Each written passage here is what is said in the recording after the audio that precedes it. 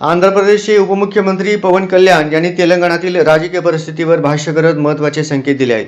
पवन कल्याण म्हणाले की त्यांनी आतापर्यंत तेलंगणात निवडणूक लढवण्याबाबत कोणताही अंतिम निर्णय घेतला नव्हता. मात्र कार्यकर्ते आणि समर्थकांच्या आग्रहामुळे आता या विषयावर खुलेपणाने बोलत असल्याचे त्यांनी सांगितले. ते पुढे म्हणाले की जनसेना पार्टी तेलंगणात सक्रिय भूमिका बजावेल आणि गरज पडल्यास ते स्वतःही तिथे निवडणूक लढवण्यास तयार आहेत. पवन कल्याण यांनी सांगितले की ते वेळोवेळी तेलंगणात दौरे करतात, विविध जनसमस्यांवर आवाज उठवतात आणि अन्यायाविरोधात संघर्ष करतात. त्यामुळे तेलंगणातील जनतेशी त्यांचे नाते कायम असल्याचे त्यांनी स्पष्ट केले. त्यांच्या या वक्तव्यानंतर तेलंगणातील राजकीय वर्तुळात चर्चांना उधाण आले असून आगामी काळात जनसेवेची भूमिका काय असेल याकडे सर्वांचे लक्ष लागले आहे. నేను ఇప్పటిదాకా నిర్ణయించుకోలా మీరు అంటున్నారు కాబట్టి చెప్తున్నా. తెలంగాణలో జనసేన ఉంటుంది,